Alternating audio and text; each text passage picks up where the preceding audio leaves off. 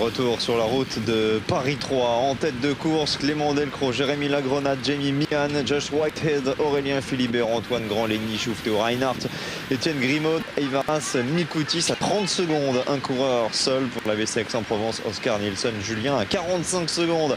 Un contre avec deux Italiens, Davide Donati et Andrea D'Amato. Attention, on l'a cité un certain nombre de fois depuis la prise d'antenne tout à l'heure. Il vient enfin de se mettre en évidence. Nicolas Aulas pour le WC Villefranche-Beaujolais.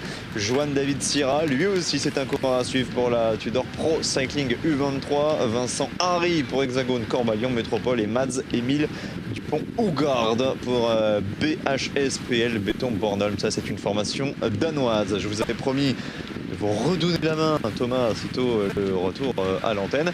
Et je tiens toujours mes promesses. Je n'en doutais pas, Jérémy. Effectivement, nous étions sur la commanderie templière d'Avaleur. Cette commanderie située du côté de Bar-sur-Seine et qui est donc à découvrir tout cet été avec un riche programme d'animation. Je vous citais la fête médiévale le 7 et le 8 septembre, mais ça tombait mal. C'était pendant la Volta, hein, vous me le disiez, Jérémy. Toujours mal. Il y a le marché de la commanderie dimanche prochain, mais c'est pareil. Vous allez me dire que c'est le dernier jour du Giro, donc ça ne marche pas non plus. Oui, bon, je m'en rendais compte tout seul. Hein. J'ai même plus besoin de vous dire quoi que ce soit. Le Cluedo du 15 août, c'est pendant le Tour de France Femmes. Absolument. Ça ne marche pas non plus, donc je ne sais plus où donner de la tête. Tout le programme sur avaleur.o.fr, comme ça nos téléspectateurs se feront leur propre programme. Donnez-moi un peu la brochure. Voilà. Par moi-même. Elle est bien faite en tout cas, cette petite brochure d'Avaleur, la commanderie.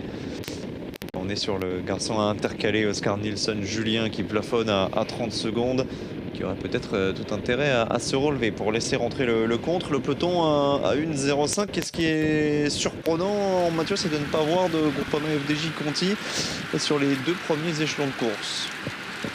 Oui, peut-être qu'il laisse faire un petit peu et qu'il espère mettre un gros coup de vis un peu plus tard, une course d'accélération, je ne sais pas. Mais c'est vrai que c'est un peu surprenant. Je pense qu'ils ne vont pas en rester là. Vous avez donné les contacts pour Avaleur, la commanderie et le mail hein, pour la réservation. C'est important de donner des informations aux téléspectateurs. Commanderie.avaleur AVA2LEUR @o.fr. Voilà, c'est noté pour tous ceux qui veulent prendre rendez-vous. Non, vraiment, ça vaut le coup. Franchement, ça vaut le coup. Ce qui va valoir le coup, c'est le final de Paris 3. Bien malin pour l'instant. Qui pourra donner un pronostic sur la fin de cette épreuve, parce qu'une décision au sprint est encore plausible. Peloton annoncé à 1 minute 15 actuellement. Ouais, peloton en contrôle avec encore des équipes hein, susceptibles de travailler, mais la Groupama FDJ Conti s'était lancé avec un homme de moins, hein, je vous le rappelle, puisque dans les derniers instants des inscriptions, Benaski s'est retiré, le frère de Lewis. On est parti avec seulement 6 hommes: Ronan Auger, Lewis Bauer, Titouan Fontaine, Thibaut Cruel, Noah Hobbs et Jens Verbrugge. 50 km maintenant à effacer à l'entrée en nuisement pour le poursuivant Oscar Nilsson Julien. Nuisement, dernière commune avant le château de Vendeuvre. Ah là, attention, je prépare ma fiche. J'espère que c'est une belle fiche que vous nous avez concoctée avec plusieurs paragraphes, intro, développement, conclusion comme à l'école. Hein. Absolument, petit alinéa, tout ça.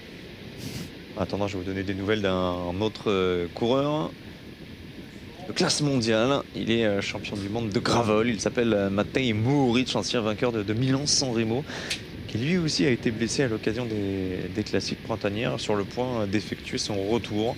Sa blessure au coude s'était infectée, mais Matej Mohoric va bientôt pouvoir renouer à la compétition. Bonne nouvelle évidemment pour tous les fans du coureur slovène, compatriote de Tadej Pogačar, Primož Roglič.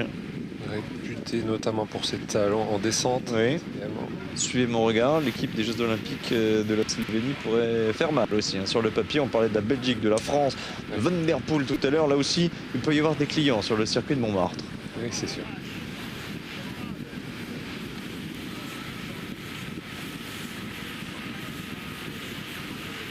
Ça ne rentre toujours pas derrière ce groupe de tête pour Skar Nilsson Julien.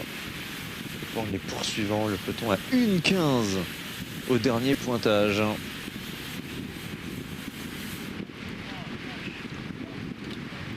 J'ai l'impression qu'on attend quand même du soutien dans ce groupe. On espère voir des hommes rentrer de l'arrière pour résister au peloton.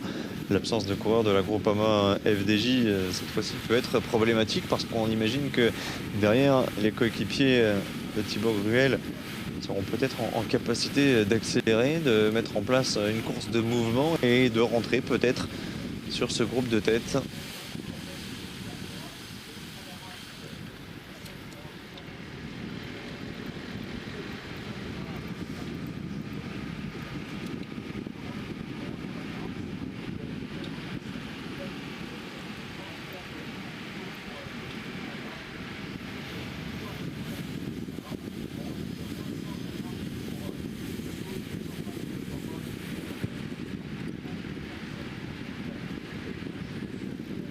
Et le coureur de Villefranche qui a encore placé un coureur dans un groupe de contre avec Nicolas Aulas. Ils étaient 4 tout à l'heure dans l'échappée de 23 qui nous a animé la première partie de course.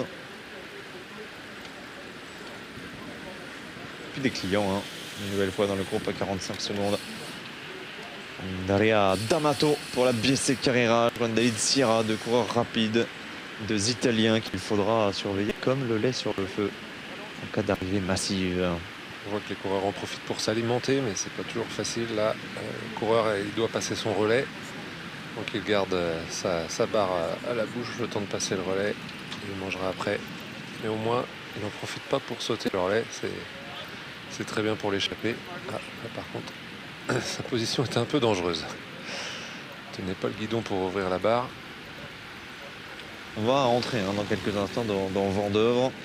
On a effacé les principales difficultés de ce parcours qui proposait, je vous le rappelle, plus de 2000 mètres de dénivelé positif, en culminant 384 mètres. Et donc, fort à parier que la côte de Doche ait son rôle et son importance dans le final pour permettre aux meilleurs punchers de tenter de s'isoler. Ça avait été le cas l'année dernière. Le coureur de la Philippe Wagner-Bazin, Wayne Leclinch en tête et Clément Brassafanso également est parvenu à s'extirper du groupe de favoris pour conclure en beauté, j'allais dire en solitaire, en duo plutôt, main dans la main. Il y a deux coéquipiers également en tête de course, Clément Delcros et Jérémy Lagrenade pour la VC Aix-en-Provence. Il s'agit de la seule équipe surreprésentée. Il y a deux coureurs dans le contre aussi pour la BSC Carrera, Donati et D'Amato. On peut juger un peu l'écart avec le peloton là, c'est intéressant. Et entre le deuxième groupe et le peloton principal. Oui. On voit aussi que on a vu que dans le groupe de tête, on a un coureur de l'UVO, le club organisateur. C'est une course très importante pour ce club et c'est pas souvent qu'on arrive à avoir ces dernières années un coureur de l'équipe dans le groupe de tête. Donc ça doit faire très plaisir aux dirigeants.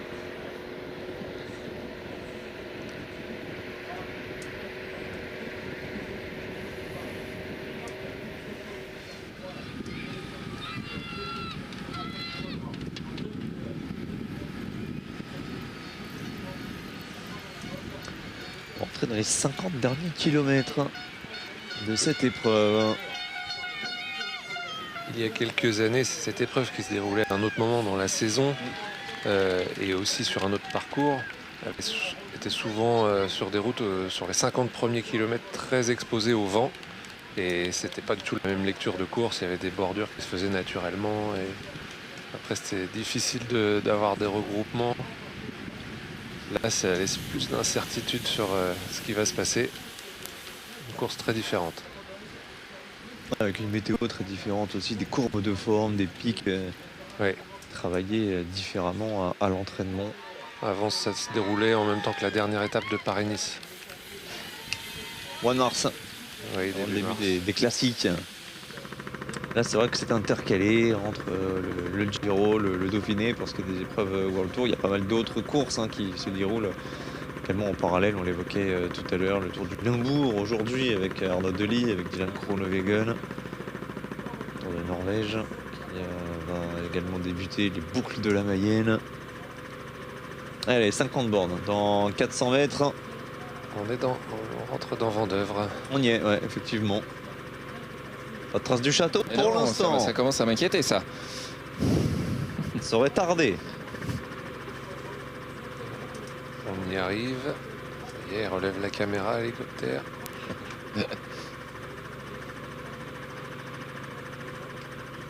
Ça se rapproche. On découvre déjà le parc.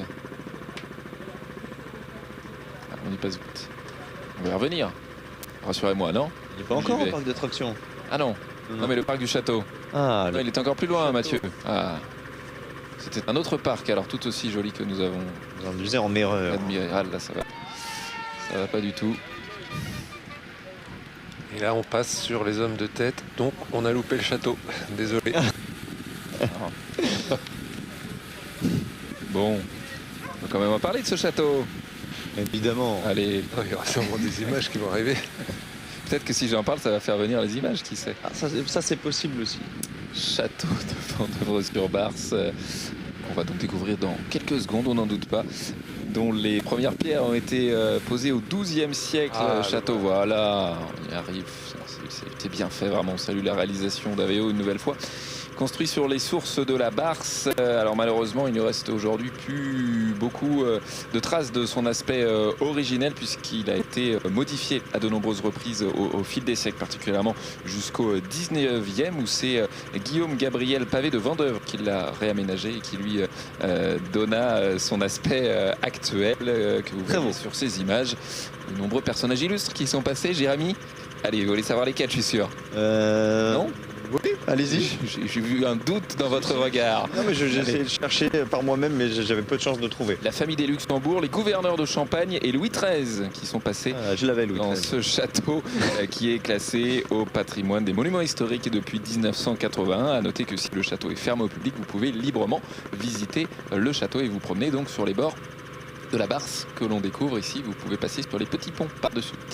J'hésitais entre Voilà. Louis XIII et Louis XIV. Et- Louis XIV, c'était plutôt Versailles, il me semble. Hein. Et absolument, il préférait le faste de Versailles. J'en profite pour corriger une petite erreur que j'ai faite Encore tout une. à l'heure. Et oui, décidément, puisque c'est quand nous étions à Baroville, je pense que j'ai pas été très clair sur le nombre d'hectares de la Côte des Bars. Je vous ai parlé de 220 hectares. C'était spécifiquement pour la ville de Baroville. Quand je vous ai cité 56 exploitants et 220 hectares, il y a bien sûr beaucoup plus d'hectares dans la Côte des Bars en général. Il y en a plus de 8000. Voilà, pour remettre les choses au clair sur le Champagne quand même. Vous avez Jérémy. reçu des plaintes? Voilà, Bah, voilà. c'est important.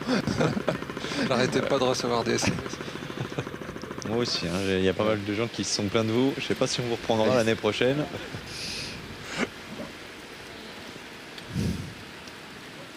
Et pourtant, je n'ai pas commencé à voir les caisses qui sont arrivées pendant la Ah, elles sont retransmission. arrivées au fictif, hein, Voilà. les caisses de champagne dans la cabine. On n'y a pas touché, c'est promis.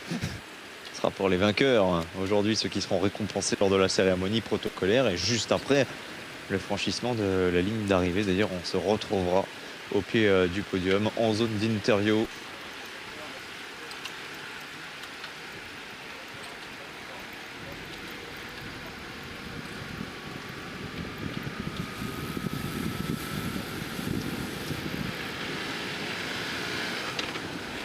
On découvre l'Hérissé. Ça tombe bien, c'était pile poil ma fiche d'après. Ça s'enchaîne. Allez-y.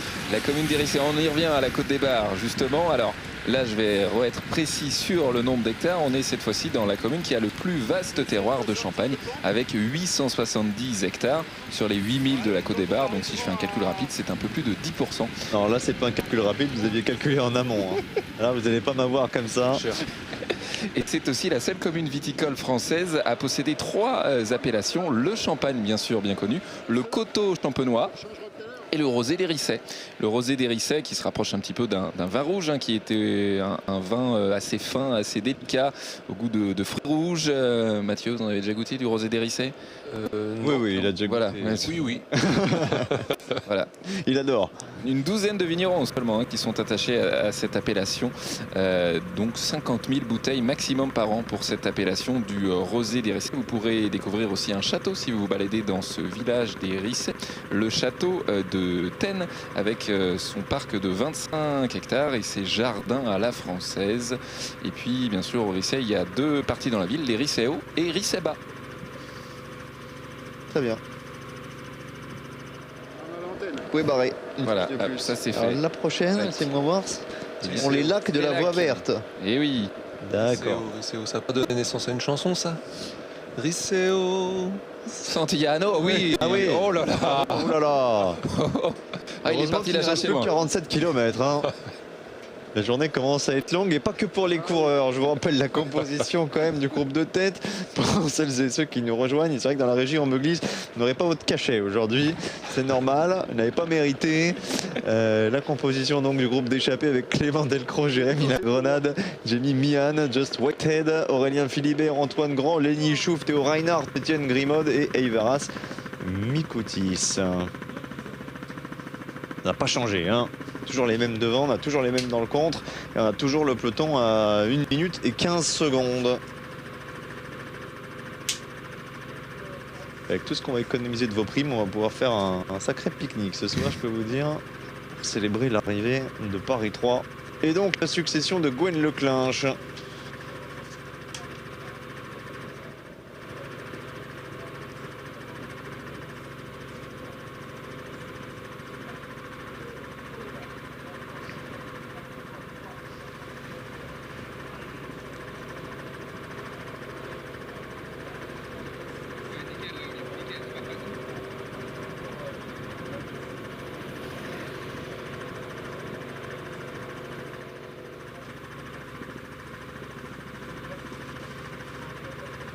Ça collabore, en tout cas, à l'avant. On ne se préoccupe pas du comportement des groupes en chasse, que ce soit celui de poursuivants, avec D'Amato, Donati, Sierra, ou le peloton, pointé à plus de la minute. On est d'accord, hein, Mathieu, pour l'instant, pas d'urgence pour le peloton, 1 minute 15 sur 45 km. Ça peut se reprendre, d'autant qu'il reste cette difficulté, la côte de Doche, située dans les 20 derniers kilomètres. Ça peut se reprendre en théorie, mais est-ce qu'ils vont réussir à le faire en s'organisant, en roulant en tête de peloton, ou est-ce qu'il va falloir à nouveau des attaques violentes en contre pour espérer revenir? Je sais pas. C'est aussi possible d'aller au bout pour cette échappée, mais voilà, franchement, c'est pas facile à dire. J'aime bien quand vous me préservez le suspense comme ça. Y compris tout est possible.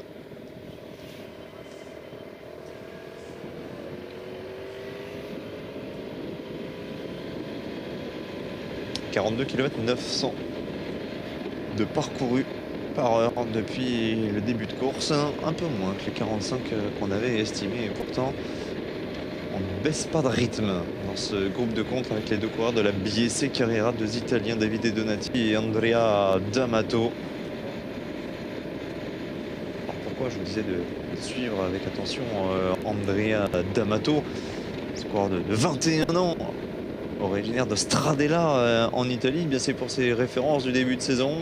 3e de la Coppa Caduti di Reta, 8e de Milano Bustetto. 3 top 10 sur ses 3 dernières courses. Il avait pris la 5e place d'une étape du Tour de la Mirabelle l'année dernière, une 4e sur le Giro Next Gen. Et puis à noter également que sur le Tour de Sicile 2023, sur une arrivée au sprint, il avait pris la 6e place d'un peloton réglé par Nicolo Bonifacio devant Vincenzo Albanese, mais devant par exemple un garçon comme Alvaro Hodge, le sprinter du team UAE Emirates. Il avait devancé Mark Cavendish, il avait devancé Diego Ulissi, Martin Marcelluzzi, ou encore le jeune talentueux Mathias Kopecky, le tchèque de la Novo Nordisk. Attention donc à Andrea D'Amato, qui fait partie du groupe de contre. À vue d'œil comme ça, comme il y a 1 minute 15 d'avance sur le peloton pour le groupe de tête et 45 secondes d'écart, ça veut dire une trentaine de secondes pour Andrea D'Amato et ses compères sur le reste du peloton.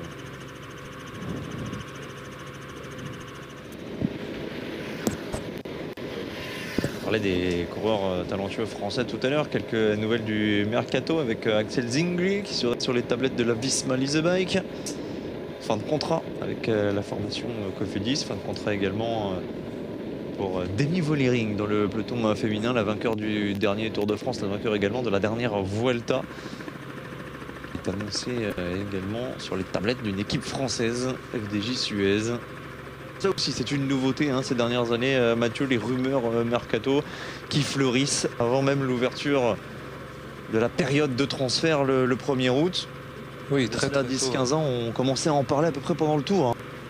Oui, c'est vrai que c'est étonnant d'entendre aussitôt, alors que ça ne peut pas être officiel avant une certaine date bien plus avancée. Et habituellement, c'est vrai que c'est vers la période du championnat de France, la semaine qui précède le Tour de France, où il y a beaucoup de choses qui se font au niveau des transferts, de discussions. Et puis après le Tour aussi beaucoup selon les performances des coureurs qui y participent, mais il y a aussi beaucoup d'autres coureurs sur le marché en dehors du Tour de France. Et donc ça se fait souvent vers cette période-là.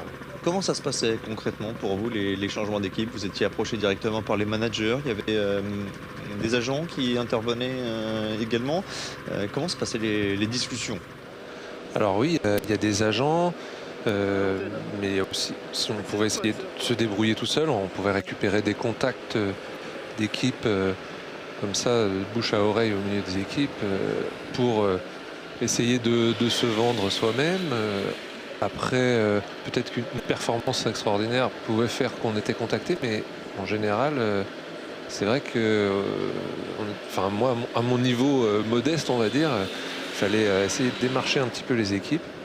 Et c'est seulement après ma deuxième année à Aubert que j'ai pu avoir le choix d'avoir 3 contacts pendant la période du championnat de France, justement, à Aurillac. C'était à l'époque en 2007. Et ensuite, j'ai pu choisir parmi ces 3 pour aller à la caisse d'épargne, mais c'est pas toujours évident. Après d'autres années où j'avais un agent, finalement, ça n'a pas débouché vers quelque chose de concluant.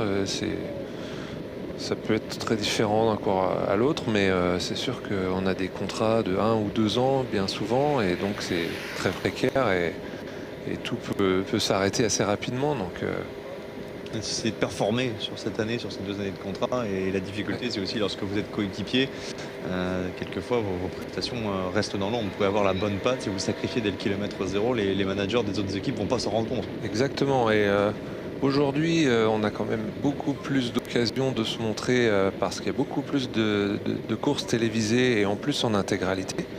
Alors que je me souviens à l'époque à la caisse d'épargne où je roulais, j'étais dans les premiers à rouler pour défendre le maillot de leader de Rui Costa à la caisse d'épargne aux 4 jours de Dunkerque. Et j'avais pu bien maintenir l'écart sur une échappée. C'était assez énorme comme effort. Et en fait, l'hélicoptère télé n'était pas encore arrivé. Et quand il est arrivé, j'étais déjà lâché. Donc ça, c'est assez frustrant. Mais c'est le côté ingrat du rôle de coéquipier, effectivement. Ouais. Après, pour les stars, pour les sprinteurs, pour les coureurs de grand tour, il y a moins de difficultés. Je pense notamment à Jasper Philipsen, qui est particulièrement convoité. Oui. Un maillot vert qui pourrait d'ailleurs revenir aux sources, selon les dernières informations. Retourner dans le giron UAE. C'est à vous, Thomas, ces fameux lacs. Fameux lacs, ce ne sont pas les lacs du Connemara, mais bien les lacs de la forêt d'Orient que vous pouvez admirer sur ces images au cœur du parc naturel régional de la forêt d'Orient. Alors les lacs d'abord, ils sont 3, le lac du Temple, le lac d'Orient et le lac Amance, lac réservoir de la Seine et de l'Aube, créé en 1966, donc un petit peu plus ancien que ceux du lac du Der qu'on a évoqué tout à l'heure en début de retransmission, et qui permettent donc de réguler le débit de la Seine et de limiter les inondations en aval. Notamment, ils sont faits pour que Paris ne soit pas inondé, par exemple. Voilà, et ils ont façonné bien sûr ces lacs, le paysage naturel de l'Aube depuis bientôt une 60aine d'années. Au cœur du parc naturel régional de la forêt d'Orient, 20 000 hectares de forêt, un véritable poumon vert pour l'Aube, au cœur desquels vous pouvez, ça fait beaucoup d'au cœur tout ça, mais c'est parce que tout ça me tient à cœur, Jérémy. Alors c'est parce que vous avez mal écrit votre texte et qu'il y a plein de répétitions, n'essayez pas de m'embobiner. Vous pouvez notamment découvrir l'espace faune si vous aimez les animaux, avec des cerfs, des chevreuils, des sangliers, des élans, des bisons d'Europe qui vivent. Des éléphants. Oui, Non, il n'y a pas d'éléphant. pas encore. Qui vivent en semi-liberté dans ce milieu naturel de l'espace faune. Les écureuils, vous avez dit les écureuils? Ah, bah, je les ai pas dit. Il y a des chevreuils et sangliers, mais des petits écureuils aussi, pourquoi pas. Il y a des petites grenouilles aussi qui se baladent près des lacs et notamment il y a un passage spécifique qui a été construit il y a quelques années pour que ces grenouilles et ces amphibiens de manière plus générale puissent passer À la sous friteuse. la route. Ah, pardon.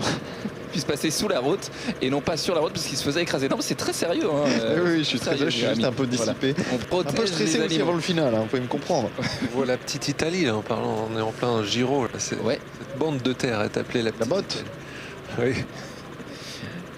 Qu'est-ce que je peux dire d'autre? Que vous pouvez vous baigner dans les lacs, que vous pouvez faire de la voile, que vous pouvez faire du jet ski, que vous pouvez aussi vous balader à vélo, bien sûr, autour des lacs avec les voies vertes aménagées par le département de l'Aube. Décidément, il est à l'honneur depuis tout à l'heure avec ce circuit. Alors vous pouvez partir de Troyes, vous arrivez jusqu'à Lusigny-sur-Barse, Géraudot au bord des lacs. Vous pouvez faire le tour également par Ménil-Saint-Père de l'autre côté. Et puis si vous voulez pousser, vous longez le lac du Temple et ensuite vous arrivez au lac Amance jusqu'à Dienville. Voilà. Il est un peu perdu, je ne le cache pas, mais en tout cas très beau lac, effectivement. À perte Oui, de vue, c'est belles étendues. Il y a une belle piste cyclable pour en faire le tour là, en famille depuis quelques années.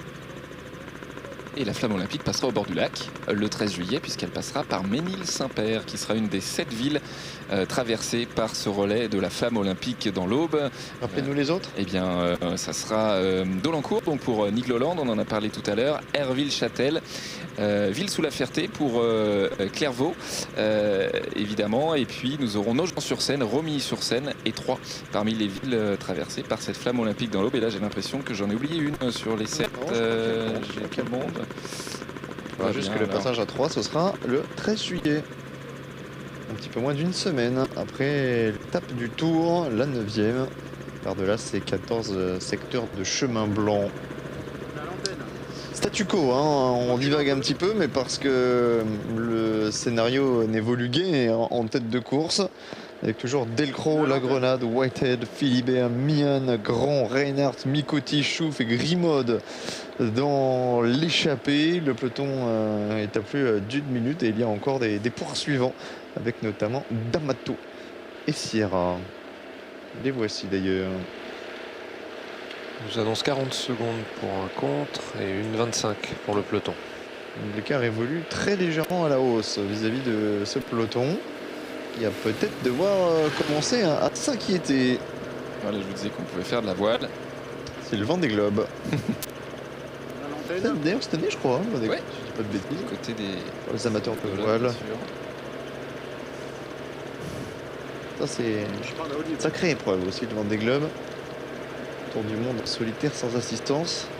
Il faut avoir la santé puis il faut avoir le mental, un peu comme les cyclistes finalement. Il faut trouver facilement des passerelles. Alors si je dis pas de bêtises, des lacs, comme il y en a 3, la voile doit être réservée au lac d'Orient, la pêche pour le lac de Zontemple et les sports motorisés sur le lac de Dienville. On ne peut rien lui cacher, hein, Mathieu, effectivement.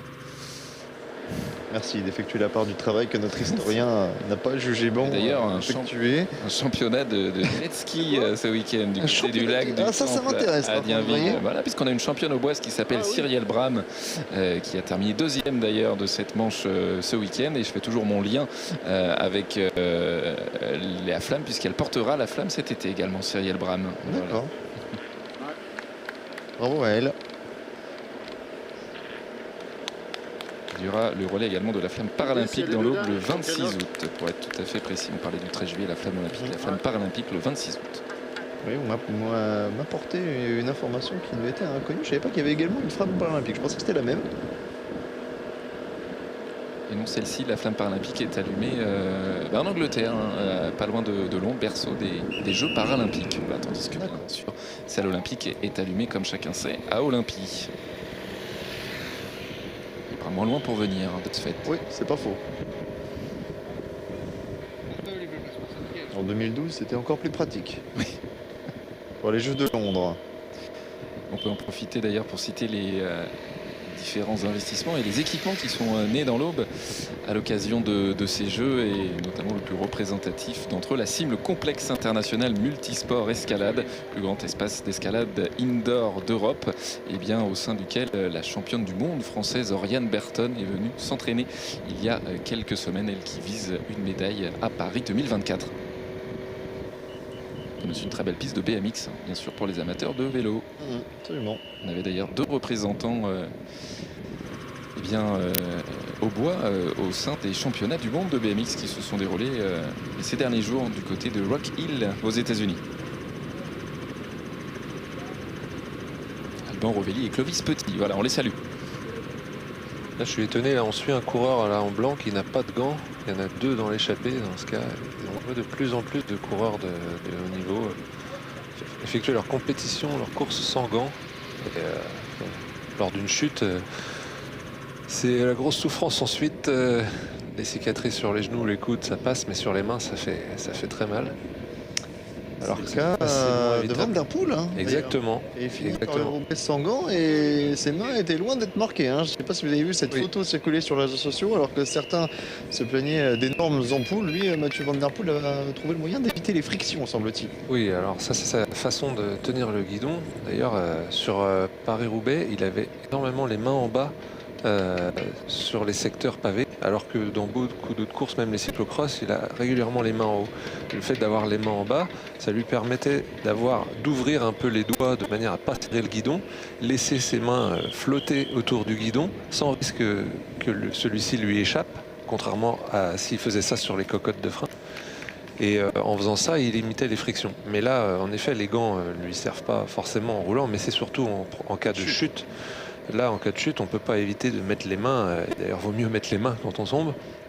Et là, même Van Der Poel ou pas, bon, lui, il tombe pas, d'accord. Il tombe moins que les autres, il tombe quand même. Mais moi, par contre, c'est tellement un exemple pour les jeunes cyclistes que là, je suis d'accord avec vous, effectivement. Dommage qu'ils transmettent ça de plus en plus aux jeunes. Après, vous allez aller voir les gamins dans les clubs de cyclisme, on va leur dire mettez les gants. Ils vont dire non, vous avez vu, Van Der Poel, il n'a pas mis les gants. Mettez les gants, on vous le dit, c'est les paroles d'un ancien coureur, Mathieu Drugeon. Mettez les gants. En cas de chute, moi, ça va avoir moins de portée. Ça peut vous embêter bien moins la vie.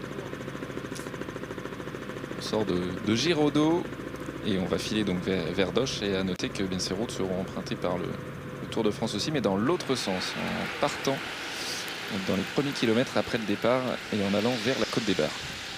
Faut plein descendant alors, hein. Parce que j'ai l'impression que les coureurs sont dans une portion très légèrement ascendante. Plus de 15 km avant d'aller chercher la côte de Doche. Ça s'anime derrière. Nous poursuivons avec une tentative signée Juan David Sierra, l'italien de la Tudor U23. C'est en train de se désorganiser. Déjà peut-elle croire en sa bonne étoile. Une 30 au dernier pointage, Mathieu. Oui, là, une 30 sur le peloton à 33 km de l'arrivée. C'est carrément envisageable. Après, il faut voir avec le contre aussi comment ça se passe. Et puis aussi, en voyant, il faudrait voir la tête du peloton, comment ça se comporte. Est-ce que c'est une équipe organisée qui roule fort, ou est-ce que c'est toujours aussi décousu que tout à l'heure, où là, il n'y aura plus aucune chance de rentrer, si c'est le cas. Donc là, on s'approche quand même sérieusement de Doche. Alors, les premières pentes de cette côte de Doche proposent des pourcentages accessibles à 2%. Et ensuite, virage sur la droite, et là, l'affaire se corse. Avant, il y aura encore montée vers l'Aubrecelle, la côte de Champigny. C'est les petites successions, ça fait pas des gros pavés sur le profil, ça fait mais mine, ouais, sur le profil, et pourtant ça peut faire des différences là aussi. Ça va contribuer à rendre la course usante. Ceux qui n'ont pas une pointe de vitesse suffisante devront profiter de ces ascensions pour essayer de se faire la belle.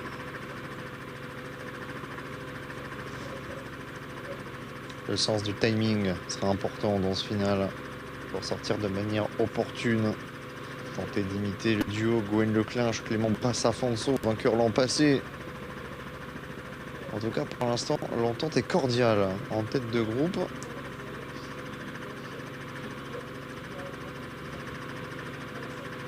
Avec toujours deux représentants pour l'ABC Aix-en-Provence. Thierry Grimaud, l'italien de l'ABC Carrera, qui lui est très certainement au cœur d'un dilemme, hein, parce qu'il a deux coéquipiers dans le contre, mais le contre n'a pas suffisamment pris cette distance avec le peloton. 50 secondes d'avance pour le contre vis-à-vis du peloton.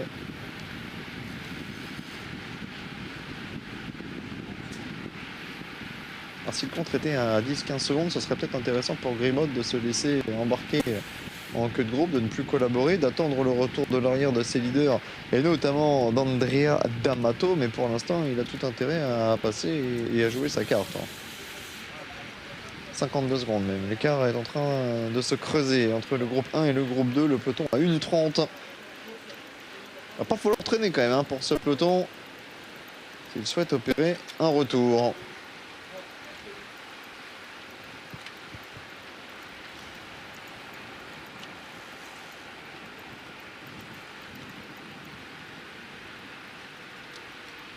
Penside était encore bien vigilante, très active depuis ce matin. Aurélien Philibert fait partie de cette échappée.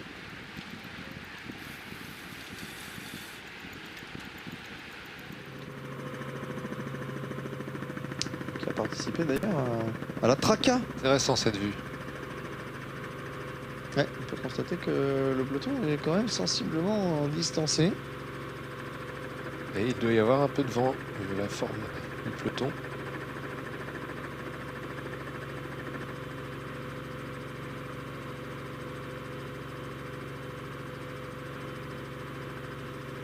Je vous le disais, Aurélien Philibert qui a participé à la Traca à Gérone, cette course de gravel sur une distance de 200 km, remportée par le Tchèque Peter Vakoc devant Jasper Oklund, le mari de Rianne Marcus, la deuxième de la dernière Vuelta. Jan Jacobs, le Suisse qui avait complété le podium, coureur de la Movistar. Épreuve qui permet de mettre en lumière un sport qui se démocratise. Il y a même le spécialiste de triathlon, Alistair Brownlee, qui en a pris part, terminant à 21e. Le cyclocrossman Kevin Suarez. Les frères Mifsud, Andrea et Stéphane.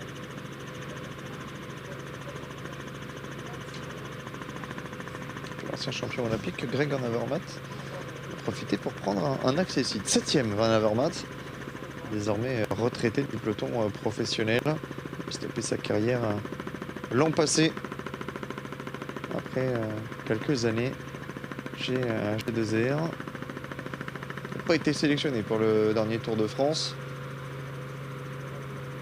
Sacrée carrière aussi, vainqueur de Paris-Roubaix, vainqueur des Jeux Olympiques à Rio, Greg Van Avermaet.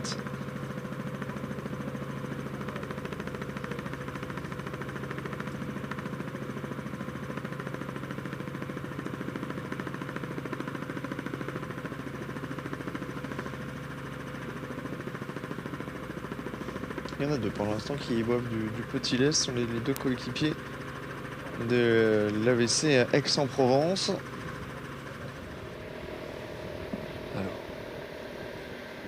Alors Colas et Harry ont été distancés tout à l'heure du groupe de poursuivants sous l'impulsion de Donati et Sierra qui ont choisi de relancer l'allure. Je vous disais, Clément Delcros, Jérémy Lagrenade pour l'instant sont en supériorité numérique dans l'échappée. Et en cas résistance quand c'est échappé vis-à-vis du peloton, ça pourra très certainement être un avantage. C'est justement les deux coureurs Sagan qui sont partis. Donati et Sierra. Ils ont une trentaine de mètres en avance sur un trio avec le coéquipier de Sierra d'ailleurs, Andrea D'Amato. S'il gagne aujourd'hui, vous ne pourrez pas dire que vous ne le connaissiez pas.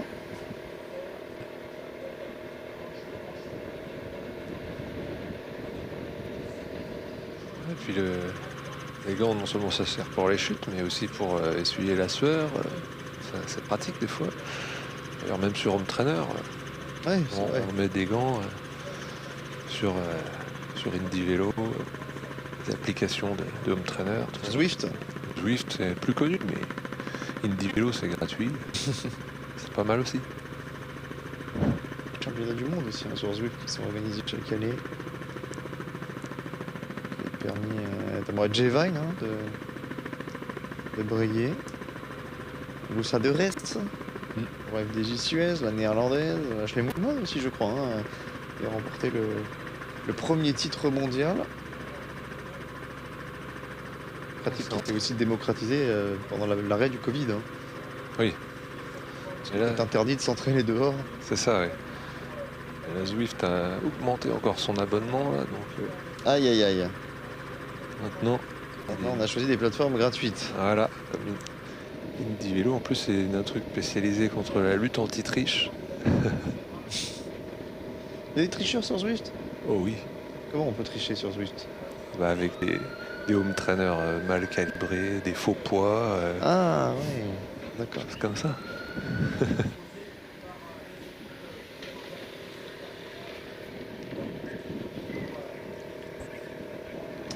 Groupe de poursuivants reformé à l'initiative de Donati avec son coéquipier D'Amato, un groupe de 5 à la poursuite des échappés que voici. Et là encore un troisième coureur de la Bies Carrera qui est bien situé aussi, hein, avec des éléments à tous les échelons de la course.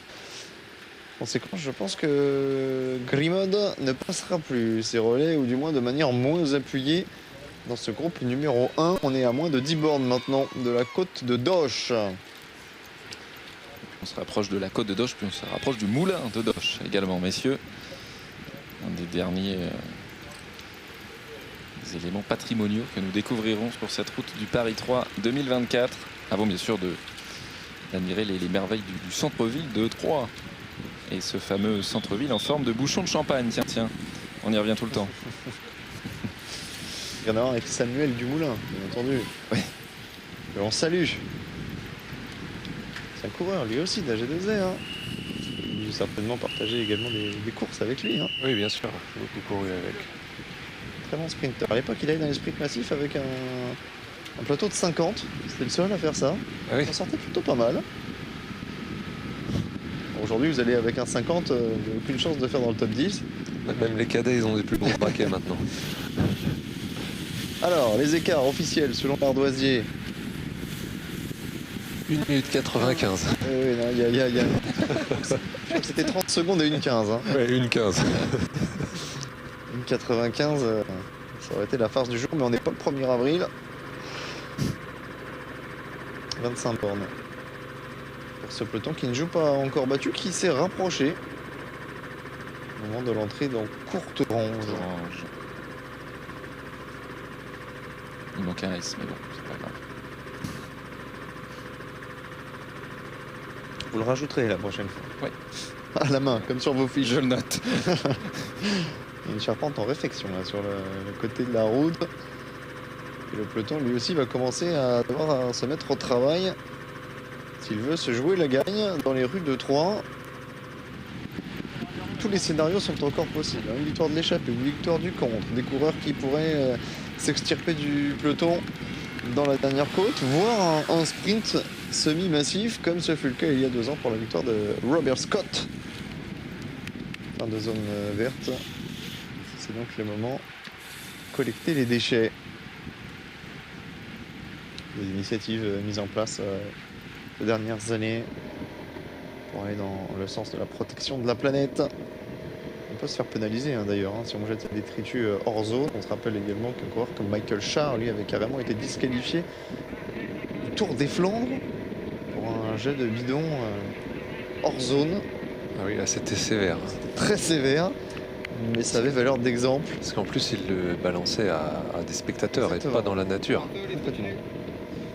C'est vrai qu'il y en a qui ont abusé, lancer des bidons dans les fossés alors qu'il y a un gamin qui aurait été heureux de le récupérer 100 mètres plus loin. C'est vrai que là, on avait voulu taper du poing sur la table, peut-être faire un petit peu de zèle vis-à-vis de Mickey Schär. Bon, le peloton a en point de mire le groupe de contre, mais pas encore l'échappée hein, en ce qui concerne le groupe constitué de Delcros, de La Grenade, notamment pour l'AVC Aix-en-Provence, de Philibert, de Mian, hein, qui est à l'origine aussi de cette échappée. À l'origine, il n'était que deux, Delcros et Mian. Ils ont ensuite été repris par des coureurs revenus de l'arrière. Alors, qui roule? On a la Bridge Lane de Liam Walsh. Attention, Liam Walsh, 6ème, je vous le rappelle, du championnat d'Australie, remporté par Luke Plapp. Les Groupama FDJ terrés dans le peloton et plutôt discrets, mais ils sont tous là. On va assister au passage de la caravane sur la ligne. Peut-être quelques indices sonores, ouais. Quelques goodies, qu'en pensez-vous? Ah ouais, envoyez les goodies. Caravane qui évolue avec une vingtaine de kilomètres d'avance sur les coureurs. Oh là là, il y a même les cotillons. Ah ouais, il y a les cotillons sur la ligne d'arrivée. Oh, c'est génial. Pardon. Tentative d'imitation médiocre de Patrick Sébastien. Ah oui, Je sors. Se termine. Désolé, Non, vous sortez pas, vous avez encore des ici. fiches pour la fin de course. Vous avez aussi des talents limitateurs, Mathieu? non, pas vraiment. Si, je vous ai senti hésiter. Allez-y, hein, après ce sera le final, ce sera trop tard. On gratifie nos téléspectateurs d'un spectacle dans le spectacle. Après vous. Non, alors moi, aucun talent.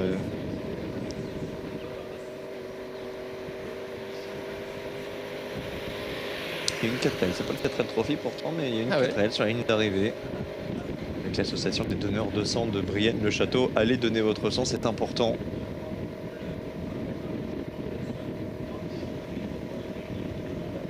Et cette côte de Doche qui devrait être la rampe de lancement des punchers pour l'épilogue de ce Paris 3. Ils sont encore nombreux dans ce peloton à pouvoir espérer sortir.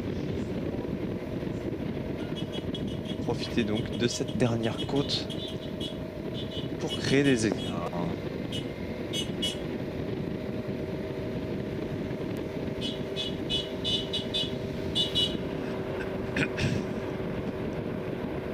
Ils insistent en tout cas, hein, les poursuivants, malgré la présence du peloton sur leur talon. Alors ce qui est sûr, c'est que si ça rentre, on ne verra pas d'Amato dans le sprint. Idem pour Joan David Sira qui aura grillé des cartouches précieuses. Dernier ravito, ensuite on entrera dans les 20 derniers kilomètres. Personne ne prend de bidon. C'est le moment de s'alléger avant d'affronter la côte de Doche.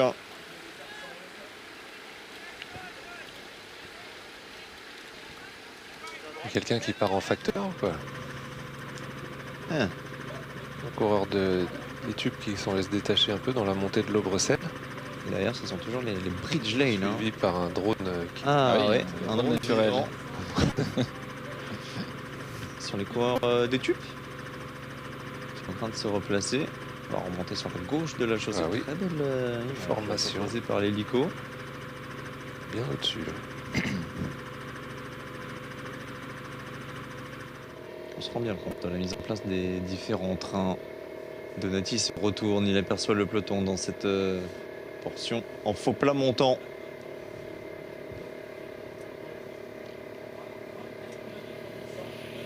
Ouais, ce sera impossible de résister. C'est sorti derrière avec un coureur du CC Etup. Voilà pourquoi les maillots orange remontaient la file dans ce peloton. Le début des hostilités. Tente de sortir, mais la grosse accélération du peloton. 21 km 700, c'est le moment choisi pour faire voler en éclats les certitudes. Ça va rentrer à la vitesse de la lumière sur ce groupe de poursuivants. Voilà, on arrive dans un fameux enchaînement. Montée de l'Aubrecelle, côte de Champigny, côte de Doche. C'est Villefranche qui mène la révolte maintenant. Ils auront eux aussi animé la course de bout en bout. Et ils n'ont personne devant. Les Suisses aussi, hein, on les aura vus crever l'écran. Le CC Etup en surnombre aux avant-postes. Ils sont 3 dans les premières positions. Ouais, là, ça va permettre au peloton de se rapprocher de l'échappée de manière considérable. Condition qu'on s'entende derrière. Dernière nouvelle, le peloton était à 55 secondes. Bah, il y aura moins, hein, on va là autour de la trentaine, hein, on abordait la côte de Doche. Et regardez, les Groupama FDJ Conti, comme ils sont malins, en deuxième rideau. Un chrono, lancé de manière artisanale. par Mathieu Drujon. De la sortie de ce village. Et les groupes FDJ, ça y est, ils vont attaquer dans un second temps. Ils sont là pour surprendre. C'est plutôt bien joué.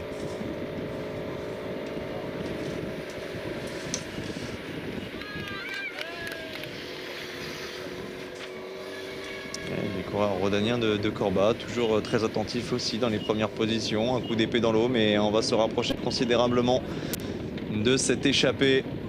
40 secondes. 40 secondes. Eh ben, l'écart GPS proposé est fiable. C'est-à-dire quand même qu'on a repris la moitié du débours en l'espace de 10 bornes. Hein. Il y avait une 30 tout à l'heure. Général Dumont a tenté dans la dernière bosse, le troisième de l'édition précédente. Il retentera très certainement au moment du passage de la côte de Doche. 40 secondes à 20 km, je pense que le suspense reste entier. Ouais, tout est encore possible, mais il reste cette côte de Doche. Et tant qu'elle ne sera pas effacée, chacun pourra croire en sa chance. Même les sprinteurs, hein, ils vont rester un des coureurs rapides dans ce peloton. On ne peut pas évidemment tous les lister. Mais regardez, le peloton est encore fourni. Hein.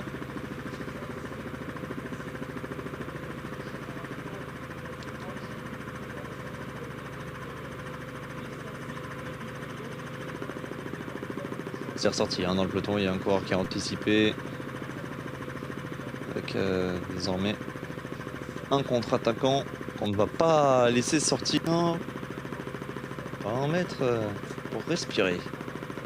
En ce qui concerne les coureurs de ce peloton, dès qu'il y en a un qui se rencontre, tout le monde s'affole. Villefranche-Beaujolais toujours aussi attentif en tête de peloton avec l'équipe nationale de Suisse. 37 secondes pour ce groupe de 3 coureurs. Et là, ils arrivent dans la côte de Champigny.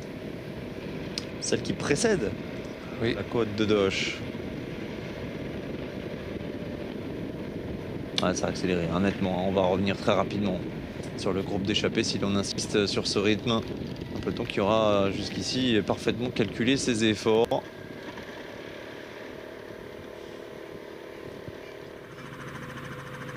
Voilà, au virage ici, là, ça commence à monter. Et ça ressort. Ça ressort sur le côté gauche de ce peloton en ordre dispersé, mais certains ont des fourmis dans les jambes. Ils se sont économisés. Il y a encore des coureurs très frais dans ce paquet.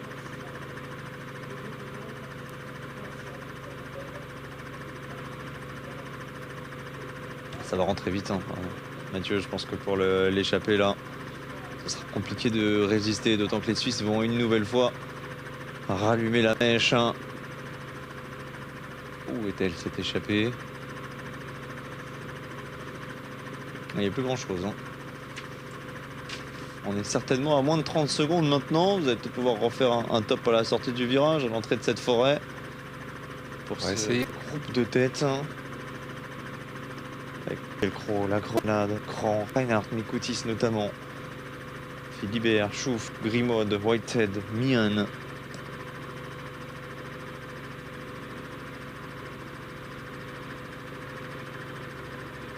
Ça revient de l'arrière encore une fois. Ce coureur est à 22 secondes.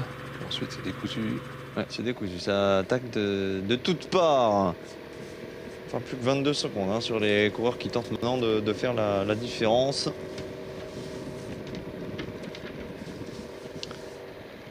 Caladois en grande condition et encore une fois un représentant de la BSC Carrera qui lui ne passera pas de relais hein, parce qu'il a toujours Étienne Grimaud aux avant-postes. Peut-être Marco Oliusi, le jeune italien de 20 ans, qu'on n'a pas encore vu à l'œuvre.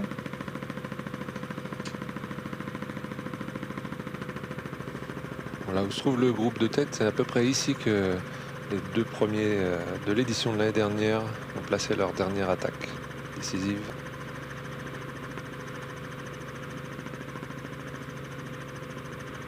Voilà, ça rentre fort. Hein. Ça revient. Ouais, ça revient très très vite à la vitesse de la lumière. Le peloton s'étire. Ce sera bien compliqué pour les échappés qui sont à pied d'œuvre depuis de nombreux kilomètres de résister dans ce final en direction du stade de l'Aube.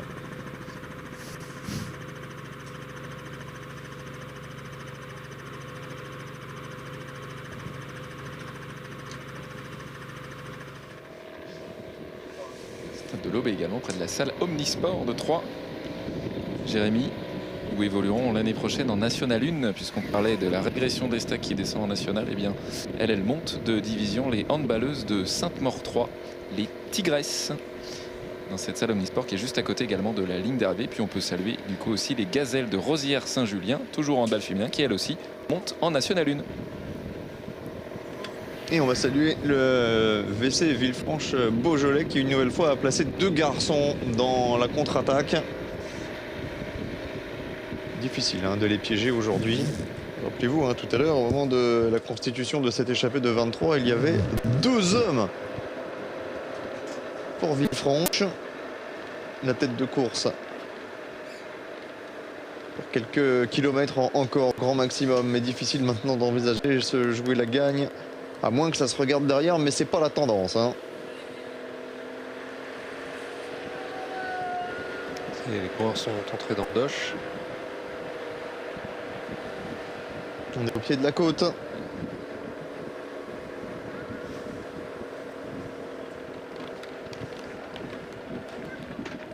Composition du groupe de compte: Théo Thomas, Antoine Rogel pour Villefranche, avec Galim Berti pour la BC Carrera, Henri-François Renard-Aquin et Gabin Claire du SCO Dijon. Théo Thomas, il a la bonne patte aussi aujourd'hui, en grande condition. Il était déjà tout à l'heure aux avant-postes dans ce fameux groupe de 23. Pas de Groupama FDJ Conti. On va retarder jusqu'au dernier moment. Ça va ressortir maintenant dans ce groupe de tête. Dans la côte de Doche. Ouais, la BC Aix-en-Provence qui va essayer de profiter de sa supériorité numérique pour jouer son va-tout. On met carte sur table. On a l'antenne. Et ils vont se faire contrer. Ils vont se faire contrer par le coureur de la Tudor, Aivaras Mikoutis. Ça va craquer par l'arrière. On va retrouver 3 coureurs dans les premières positions. Gros tempo imprimé par Aivaras Mikoutis. Il est fort, le coureur lituanien. Ça pète derrière. En train de faire mal à tout le monde. Il est en train de faire mal aussi à Josh Whitehead pour l'UV Aube. Et ça pète. Ils sont plus que 3. Qui a été mis en difficulté tout à l'heure. Rappelez-vous, au moment du passage de la côte de Jaucourt. Ils sont 3 à avoir basculé, un 4e en chasse-patate, mais les écarts sont extrêmement faibles. Tout est en train de se resserrer. Les différences sont minces. 2 coureurs par-ci, 3 coureurs par-là. Et 15 bornes maintenant. Oui, cette montée a fait des dégâts. Maintenant, est-ce qu'ils vont pouvoir récupérer de leur effort violent lors de l'attaque? Le peloton est étiré. DHS maintenant qui relance l'allure au sein du peloton, qui essaye même de se faire la malle dans cette descente. Et là on va filer direction 3 maintenant, avec du faux plat descendant. Et le voici, ce fameux moulin que vous nous aviez teasé tout à l'heure. Racontez-nous tout. Le moulin de Doche, construit entre 2004 et 2006 par l'association des moulins à vent champenois. Et c'est toujours cette association qui fait vivre aujourd'hui ce moulin. Moulin tout en bois, construit sur pivot. C'est-à-dire qu'il faut le mettre face au vent pour que ça marche mieux. C'est toujours mieux pour un moulin. Et pour le mettre face au vent, il faut le pivoter. Donc ce fameux moulin en bois, 28 tonnes quand même. Mais malgré ça, eh bien, il y a juste besoin, entre guillemets, de 2 hommes pour effectuer cette fameuse action du pivotage. 2 hommes costauds alors. Oui, c'est-à-dire pas moi, quoi. Et via l'association qui notamment fabrique toujours dans ce moulin, et que vous pouvez eh bien en profiter pour aller acheter la farine fraîchement moulue par les bénévoles de l'association des moulins à vent champenois du côté de Doche. Voilà. Regroupement en tête de course. On peut également citer un jardin très joliment aménagé également juste à côté du moulin. Il vient d'où? Coureur Lapé, ça peut arriver pour un membre d'Eco Flow Chrono. Cotis a tenté sa chance, n'est pas parvenu à créer la sélection, mais il était fort en tout cas. Et toujours les 2 pensionnaires de l'AVC Aix-en-Provence au premier plan. avec Delcro et avec la grenade. Et si cette échappée finalement réussissait à nous faire mentir, à empêcher le retour de l'arrière des coureurs du peloton. On les imaginait quasiment condamnés, le peloton revenu à moins de 20 secondes et pourtant ils sont toujours là, toujours vivants après le passage de la côte de Doche avec la grenade, Delcro, Mian, Whitehead, Reinhardt et Mikoutis. Ils sont 7 en tête de course. Ouais, le peloton va se réorganiser derrière. Alors là, on va arriver dans 4 km de faux plat descendant, favorable au peloton. La tendance quand même est plutôt favorable au peloton, hein, Mathieu. Oui, maintenant, oui. Et là, il n'y a plus de difficulté. Hein. Pour arriver jusqu'à 3, ça sera quasiment tout plat. Difficile d'empêcher un sprint massif, à moins que certains parviennent à s'extirper du peloton. Nouvelle tentative aux avant-postes. Peut-être en sortant au kilomètre. Qui sait?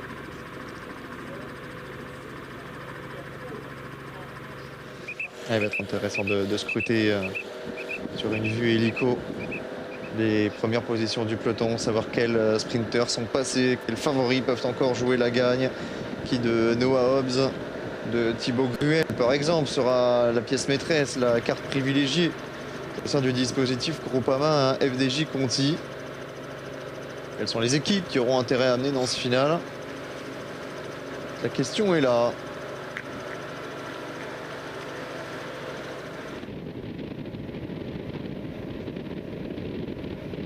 Ah, il y a des coureurs qui sont représentés à l'avant, hein, à l'instar des coéquipiers de l'AVC Aix-en-Provence, raison pour laquelle on vient casser les relais pour essayer de perturber la collaboration. Course discrète hein, des Groupama FDJ Conti, s'il y a la gagne au bout, chapeau, parce que tactiquement ça aurait été parfait. Alors si ça attaque en tête de peloton, c'est pas bon signe quand même. Non, c'est que ça roule peut-être moins fort qu'imaginé. Oui. Devant par contre on s'emploie hein, pour résister à ce peloton. Personne ne compte ses coups de pédale. Whitehead était tout à l'heure en légère difficulté, le voici maintenant peut-être en capacité de résister avec ce groupe de 7.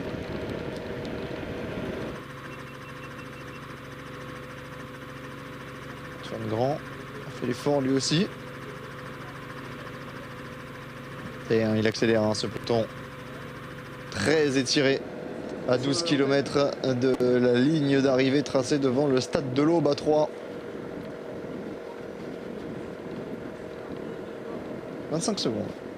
Ça peut encore le faire, hein, 25 secondes. Si le peloton ne s'organise pas, peine à trouver de la main d'œuvre pour venir collaborer, prêter main forte aux équipes de sprinteurs.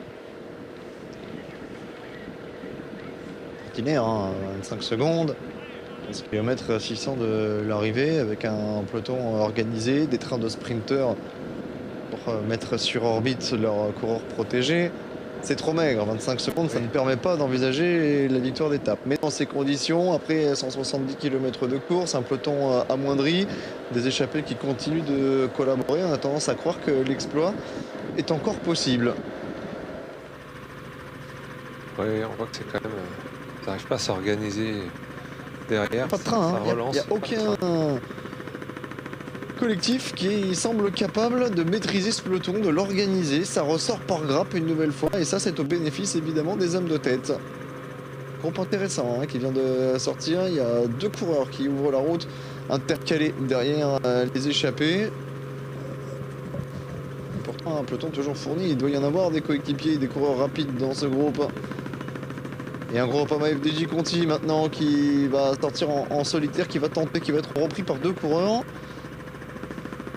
Non, c'est pas un Groupama, autant pour moi.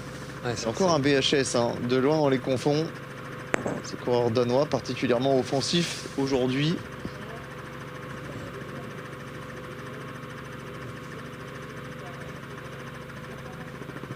Je crois qu'il y a Tobias Müller aussi, hein, qui est ressorti pour la Radnet.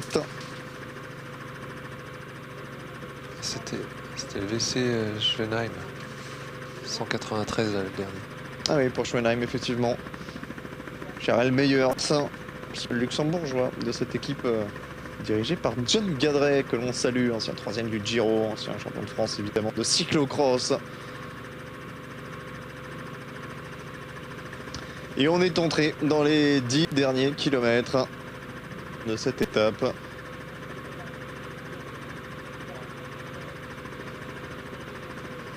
Ça fait penser aux images du championnat du monde d'Imola un peu là. Ouais, le travelling, ouais. C'est qu'on repassera exactement au même endroit à l'occasion des premières étapes du Tour de France sur le sol italien. Ah oui. Fin du mois de juin, il y aura peut-être le même type de format proposé. Ça discute.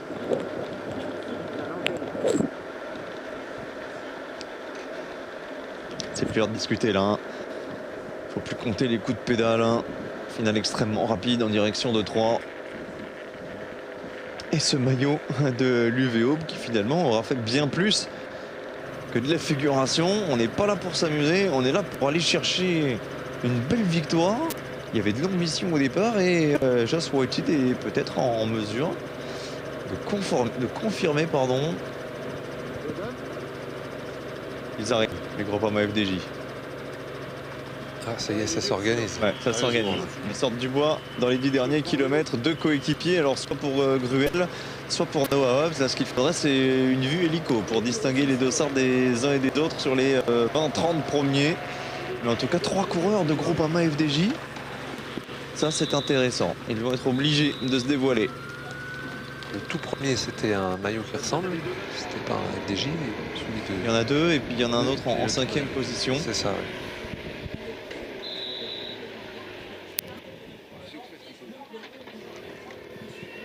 30 secondes au dernier écart. 30 secondes, on les reprendra pas comme ça en 8 km parce que devant ça continue de s'entendre. Alors sauf évidemment si on se regarde. Hein. Ça c'est encore un scénario possible dans les derniers kilomètres. Mais si l'échappée résiste, la victoire se jouera entre Delcros et la Grenade pour AVC Aix-en-Provence.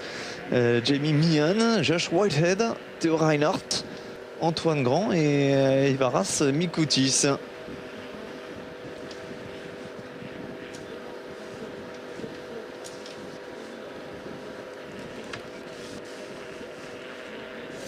Il y a une cassure derrière. Et encore loin de la ligne. Le dénouement toujours aussi incertain.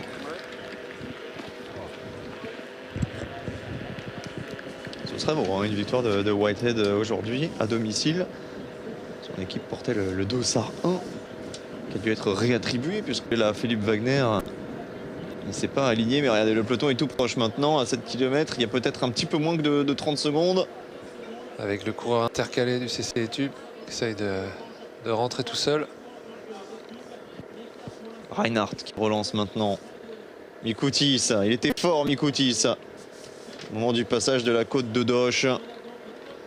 Peut-être qu'il serre les dents. Et puis toujours les 2 coéquipiers de l'AVC Aix-en-Provence qu'il faut garder à l'œil. Ce qu'il pourrait tenter aussi hein, de passer à l'offensive dans ces derniers hectomètres de course. Avec Delcros. Qui nous aura bien animé cette journée. Et la Grenade. Coureur canadien de 21 ans.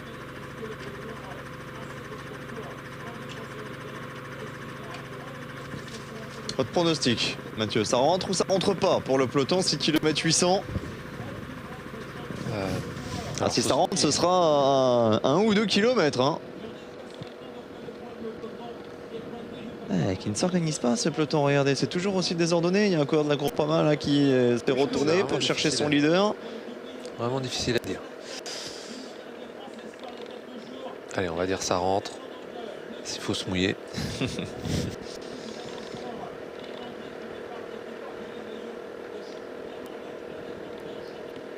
Jamie Mian pour le CC Tube, tous 2 orange vêtus. Antoine Grand est en rouge avec le maillot d'Hexagone Corba-Lyon Métropole. Mikoutis pour la Tudor U23.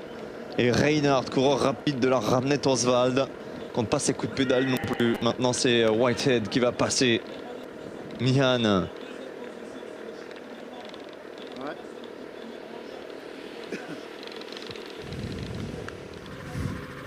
Pas fait, hein. C'est pas fait ni pour les échappés ni pour le peloton. Tout le monde peut croire encore à sa chance et c'est ce qui fait la beauté de ce final quelque part.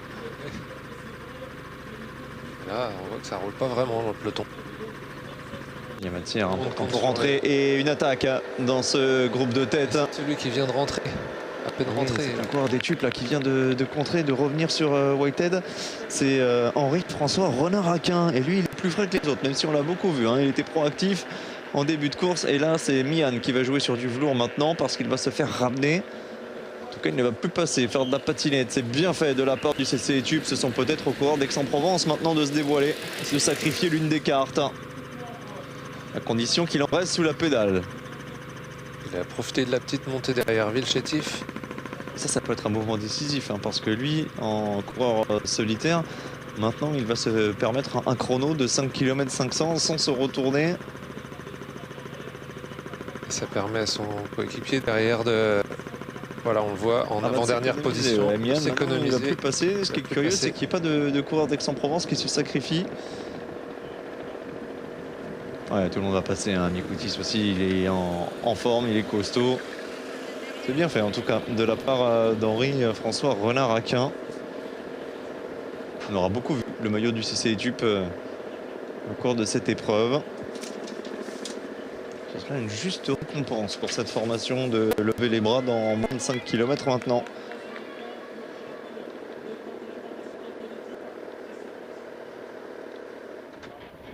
Baran a attaqué tout à l'heure, Mian effectué l'essentiel de cette épreuve aux avant-postes. Et alors là, expliquez-moi pourquoi l'UVO roule en tête de peloton alors que Whitehead fait toujours partie du groupe de contre.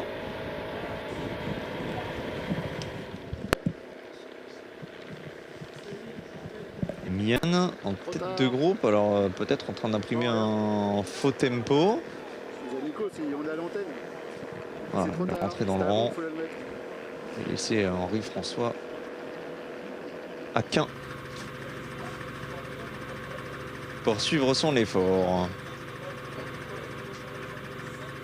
Bien posé, hein, sur sa machine et le peloton n'est toujours pas en vue.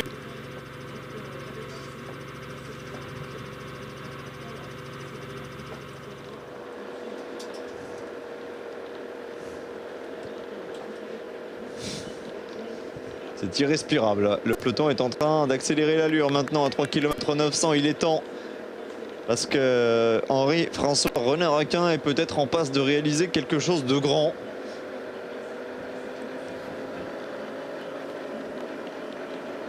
Ça peut le faire, hein. Ça peut le faire, Mathieu. Ça peut le faire, mais ouais. Là, ils nous font durer le suspense, les coureurs, vraiment jusqu'au bout. On avait dit, hein, si le peloton revient, ce ne sera pas avant la banderole des 2 derniers kilomètres et peut-être même après la flamme rouge. Le scénario imaginé est en train de se mettre en place. Là, un coureur qui est sorti du peloton à son tour. 3 km 400. Et enfin, le peloton s'organise.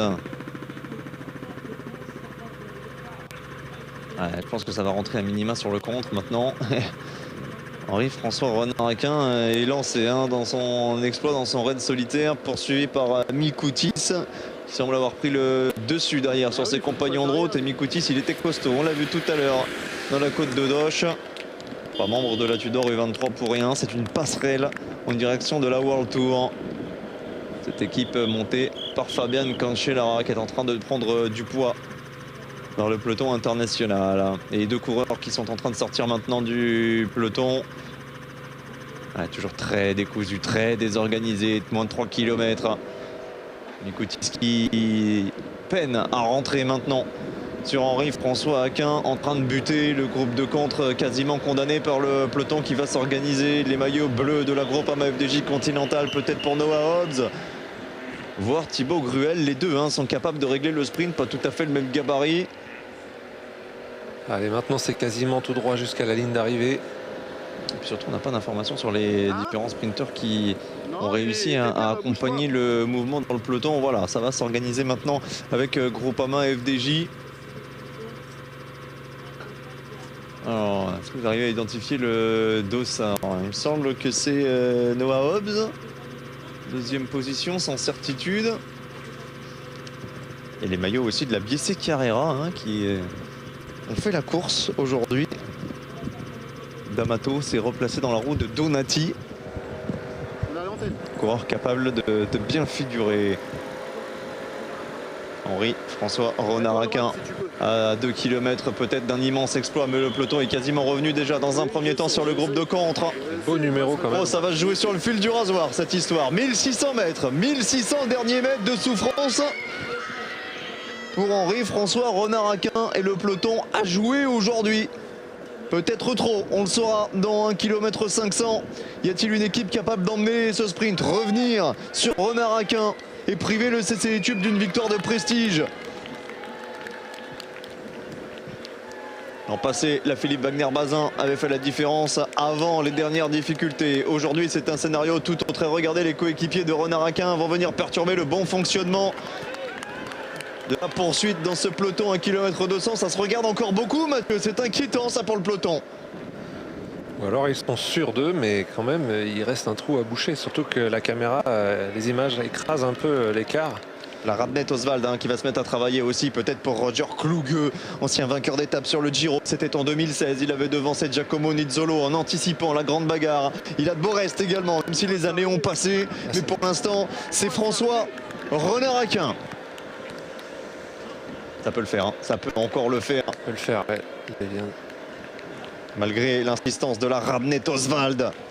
Cette équipe principalement constituée de coureurs allemands qui va déployer ses dernières forces dans la bagarre. Oh, ça va être compliqué, il va peut-être en manquer l'espace de quelques hectomètres pour Henri François Renard-Aquin. Le sprint qui va se lancer plus loin. Avec maintenant les coureurs de la Tudor U23, puisque Mikoutis a été repris. Il reste peut-être Joan David Sierra, l'italien. Et c'est terminé malheureusement à quelques hectomètres de la ligne d'arrivée pour Henri François Renard-Aquin. Et c'est cruel, ce sera une victoire d'un coureur de la formation Bridgeline. 75. C'est Liam Walsh qui s'impose, on l'avait cité tout à l'heure, 6e des championnats d'Australie en début de saison, remporté par Luke Plapp. Liam Walsh était venu avec de l'ambition, la Bridge Lane a beaucoup travaillé aujourd'hui et c'est une victoire australienne sur Paris 3.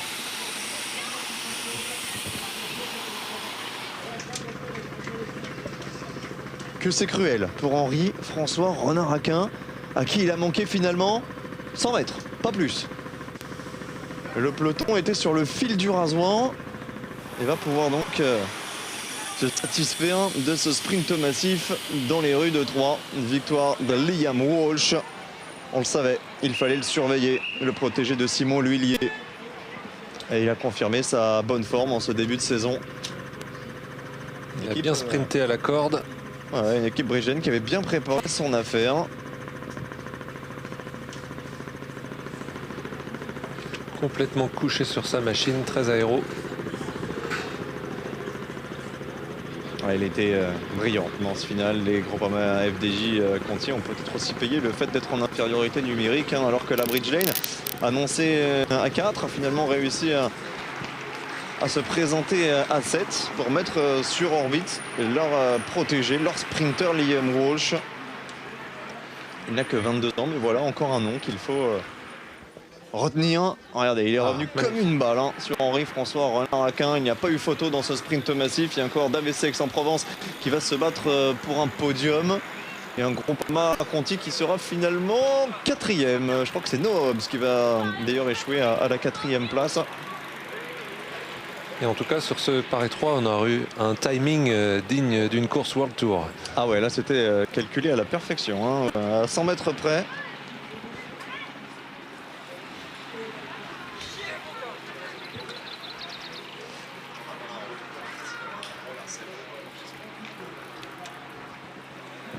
On se retrouvera dans quelques instants pour la cérémonie protocolaire aux côtés des coureurs primés.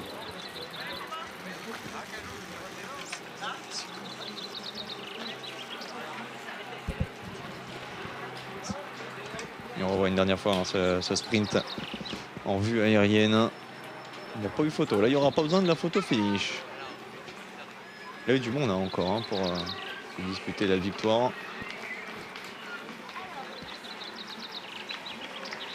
Il y a 5 vélos d'écart.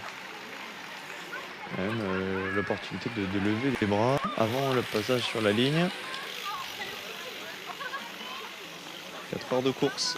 Un petit peu plus, on suffit donc pour Liam Walsh pour accoler son nom palmarès et succéder donc à Gwen Leclinch.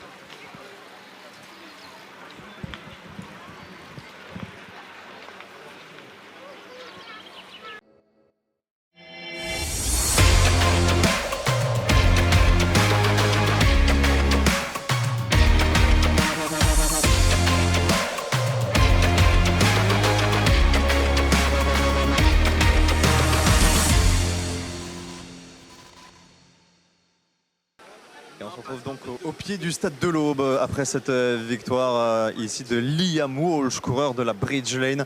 Un coureur construit depuis le début de saison, depuis sa 6e place sur les championnats d'Australie sur route. Il avait déjà pris la 5e position des championnats australiens du Critérium. Il était l'un des favoris annoncés.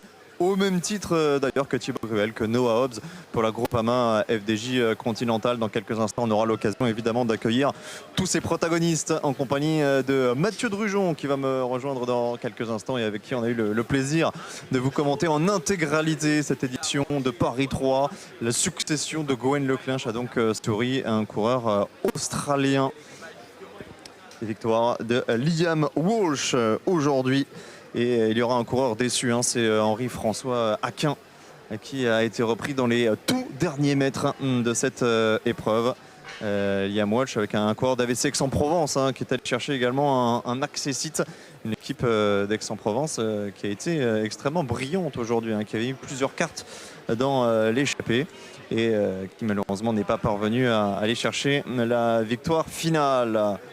Mathieu Drujon qui va me rejoindre dans la zone d'interview. Mathieu, je vous donne le micro en attendant l'arrivée des différents protagonistes. Un peloton qui avait bien calculé son coup. On a eu peur quand même pour ce peloton qui est rentré à 100 mètres de la ligne sur le coureur d'Étupe, Renard Aquin, la victoire de Liam Walsh, mais ça s'est joué à pas grand chose quand même.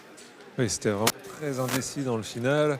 Un peloton qui semblait pas très organisé et pourtant ils ont réussi à revenir dans les tout derniers mètres comme on le voit sur les grandes courses World Tour où ils attendent les derniers mètres pour revenir. Alors est-ce qu'il y a eu un peu de chance sur ce coup-là peut-être pour le peloton disons et malchance pour l'échappée qui aurait bien mérité d'aller au bout. Toujours un poil de réussite, ça n'a pas souri au CC Étupe malgré tout. Pas de regret, le scénario était bien ficelé, il y avait un coureur devant, Mian en l'occurrence l'Irlandais, et quand Renard Aquin est rentré, il a contré tout de suite, c'était la bonne stratégie. Oui, c'était vraiment bien joué, en plus il a montré que c'était une bonne stratégie, mais aussi qu'il était très fort parce que derrière il y a un coureur de Tudor qui est ressorti, qui a essayé de revenir tout seul, donc 1 contre 1, mais il a complètement coincé et le coureur d'Étupe est reparti. On s'est dit peut-être que ça peut le faire, mais dans les tout derniers mètres, il a vu le peloton le dépasser à une vitesse folle, mais malheureusement pour lui. Ce qui fait le sel aussi de Paris 3, c'est l'alternance de scénarios. L'année dernière, 2 coureurs de Philippe Wagner en solitaire qui étaient arrivés main dans la main, qui n'avaient pas disputé le sprint, et aujourd'hui, un sprint presque massif. Il y avait les 3 quarts du peloton présents. Oui, c'est vrai qu'il y avait du monde, c'est impressionnant avec une course avec plus de 2000 mètres de dénivelé. Qui n'a presque pas débranché, avec 45 de moyenne la première heure, 43 au bout de 2 heures et malgré ça on voit que le niveau est quand même très élevé et homogène, ce qui fait qu'on a un peloton pas complet mais assez imposant à l'arrivée. On va accueillir les protagonistes qui se préparent pour la cérémonie protocolaire en commençant par le 3e, le 2e finalement, on m'avait dit le 3e, c'est le 2e. Hi, bonjour, prenez place. Bon, l'AVC Aix-en-Provence qui n'a pas été récompensé par la victoire, malgré tout, une stratégie ultra offensive, une place sur le podium. Est-ce que vous êtes satisfait du bilan? Honnêtement, très satisfait. C'est vrai que ça a été une journée compliquée, surtout pour moi personnellement, j'étais pas dans un super jour. Mais voilà, je pense qu'on a bien couru, on a été offensif, comme vous avez dit, on a quasiment toujours eu des gars dans l'échappée. Ce qui fait qu'après nous, derrière, on n'avait pas grand-chose à faire, juste à rester placé et être attentif. Et c'est ce qu'on a fait. Et moi, à la fin, j'ai su bien me placer, prendre les bonnes roues pour faire mon effort. Beaucoup de gens imaginaient aujourd'hui la Groupama FDJ Continental prendre la poursuite à sa charge. Ça n'a pas été du tout le cas. Ça a été une surprise pour vous dans le peloton? Non, pas spécialement. Nous, on s'attendait à ce que justement ils fassent la course en mettant des mecs devant sans pour autant vraiment prendre en charge le peloton. Donc ça ne nous a pas surpris. Après, nous, on ne s'est pas vraiment calqué sur une autre équipe. On a juste pensé à faire notre course et être offensif. Un dernier mot par rapport à ce sprint massif. Il n'y a pas de regret. Liam Walsh était imbattable. Pas de regret. J'ai fait comme j'ai pu avec les jambes que j'avais. J'aurais peut-être pu optimiser un peu mieux mon placement. Après, voilà, avec des scies, on refait le monde. Donc non, pas de regret honnêtement. Mathieu, une question par rapport à ce final. On parlait tout à l'heure de ce peloton qui a joué avec le feu. Ça s'est joué vraiment à pas grand-chose. Oui, c'est un peu ça. Quand je voyais les images à la télé, le peloton donnait l'impression d'une organisation assez mauvaise pour revenir sur l'échappée. Et est-ce que, vu de l'intérieur, c'est la même impression? Est-ce que est-ce que vous étiez confiant en se disant ça sert à rien de rouler trop tôt, les équipes, en se disant c'est sûr on va revenir, ou comment ça s'est passé à ce niveau-là? C'est sûr que pendant une bonne partie de la journée, la poursuite a été assez désorganisée. Ça a continué d'attaquer quand même sur quasiment tout le parcours. Après, nous, on avait des gars devant, donc honnêtement, on n'était pas spécialement inquiétés. Moi, personnellement, je pensais que ça allait aller au bout. Mais voilà, dans les 5 dernières bornes, j'ai vu qu'on commençait à reprendre, à grappiller quelques secondes. Donc je me suis dit qu'il fallait rester très très attentif et être placé au cas où ça allait rentrer, quoi. Tu pensais en tes chances de victoire avec ta qualité au sprint? Honnêtement, au début de la journée, pas du tout. Après, plus les kilomètres passaient, plus je me disais que ça pouvait le faire. Donc voilà, une fois qu'on avait passé toutes les difficultés, j'ai essayé de bien rester placé avec mes coéquipiers qui étaient encore dans le peloton, Louis Sutton et Ewan Woodlife. Ils m'ont un peu aidé à me placer, donc merci à eux. Merci Emmanuel, profitez bien de ce podium, bien mérité. Emmanuel Lecou, donc deuxième pour l'AVC Aix-en-Provence aujourd'hui, derrière Liam Walsh et devant Tobias Müller pour la Radnet Oswald. C'est lui que l'on va accueillir. Congrats, Tobias. How do you feel after this third place today? Oh, I'm really happy. It's my first UCI podium, and yeah, I'm really happy with the result. Yeah. Très content du résultat parce que c'est mon premier podium UCI. Did you feel like in the last kilometers it was not possible to catch the guy in the front, or did you always believe you could make it? Oh, there was yeah. At some point, I was a bit skeptic if we would be able to catch the break. We had one really strong guy in the front, so I was still relaxed because I knew, okay, when we don't catch the group, we still have a guy who can get a really good result. And then in the last couple of kilometers, we really saw the group, and it was very fast. So yeah, I talked to the team, and I was like, yeah, I think we're going to catch them. So I'm feeling good, and I need a lead out. And then yeah, they made everything work out perfectly. And the last K, we hit the front, and yeah, it was just. Yeah, at the best conditions for a podium, and yeah, I'm really happy for the team that we could finish it off with a podium. Yeah. Alors, je lui ai demandé s'il était inquiet par rapport au peloton sur le fait de ne pas pouvoir revenir sur l'échappée. Il m'a dit que non, on avait un coureur devant. C'est vrai qu'il y avait un coureur échappé en protection, et dans les derniers kilomètres, c'est allé très vite et il a su avoir la confiance de son équipe. Est-ce que vous étiez le leader protégé aujourd'hui? Were you the leader before the race in the strategy? Yeah, I was plan A. We had different strategies, and yeah, the second guy for the finish was at the breakaway. So yeah, we had a really good race, and yeah, everything just worked out perfectly. But we knew when it's a sprint, I'm the guy for the sprint. So. Quand c'est un sprint, je suis le coureur protégé pour le sprint. J'étais le plan A, et le plan B pour le sprint, il était dans l'échappée, donc on ne pouvait pas être partout. Thank you very much. Enjoy this podium, and good luck for the next season. Thank you. Le troisième, le deuxième, et donc dans quelques instants, Liam Walsh, le grand vainqueur du jour pour la Bridge Lane, qui a été intouchable au sprint. Congrats, Liam. Thank you. What an amazing sprint today.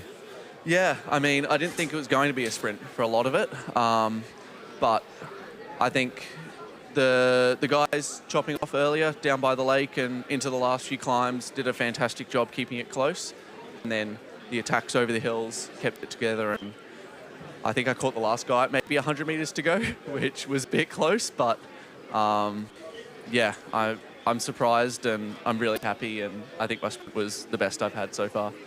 Je suis très heureux et très surpris d'avoir pu sprinter parce que je ne pensais pas que ce serait un sprint. Did you doubt about sprinting for the victory in the last K? Est-ce que vous avez douté dans le dernier kilomètre?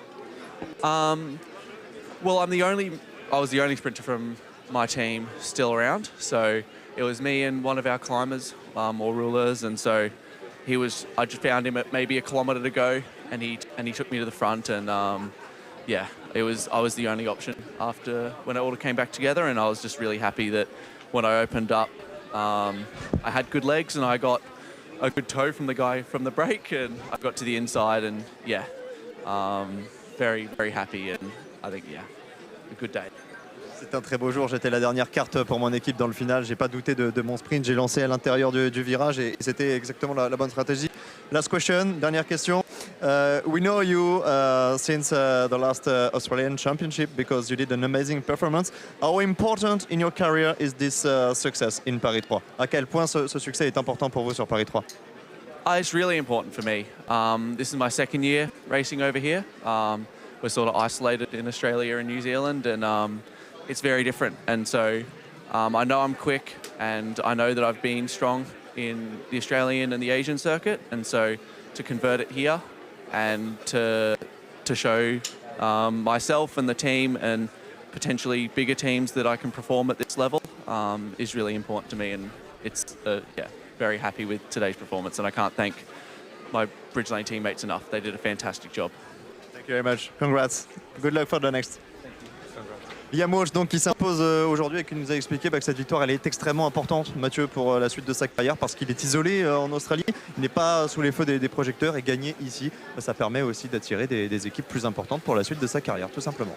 Ah oui, c'est important pour des coureurs de l'hémisphère sud de pouvoir briller en Europe, puisqu'on sait que la plupart des équipes y sont, les grandes courses, etc. Donc Paris 3 fait, on le sait, un beau palmarès de coureurs qui ont montré et confirmé ensuite après avoir gagné ici.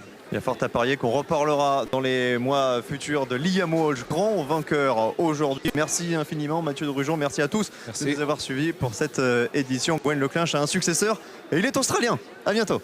À bientôt. Au revoir.